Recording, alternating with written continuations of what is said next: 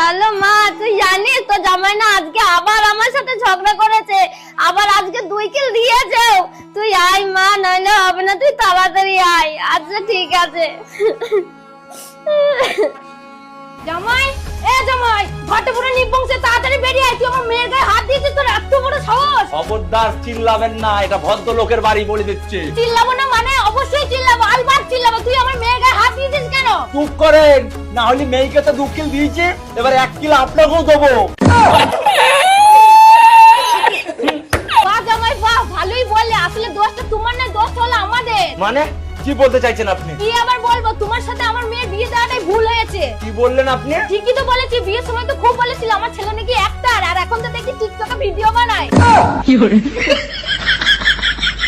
আরে বলো, এবার তো কিছু বলো না, মুখ ফুলো পেটেছো। হ্যাঁ বলছি আপনার মেয়ের কোনটা ভালো। আপনি তো আমাকে অনেক কিছুই বলেছিলেন বিয়ের সময়, যে আপনার মেয়ে নাকি 10 রকম রান্না জানে।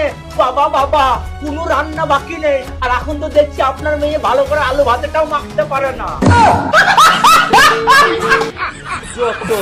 দাঁড়াও জামাই, তোমার খুব কথা হয়েছে। উকিলের সাথে কথা বলে না তোমাদের ডিভোর্স করে দেবো। হ্যাঁ তো দেন না, কে মানা করেছে? কিন্তু ডিভোর্স দেওয়ার আগে আমার যে 5 লাখ টাকা নিয়েছেন, এই টাকা সুদে আসলে ফেরত দিয়ে তারপরে আমার ডিভোর্সের কাগজটা রেডি করবেন।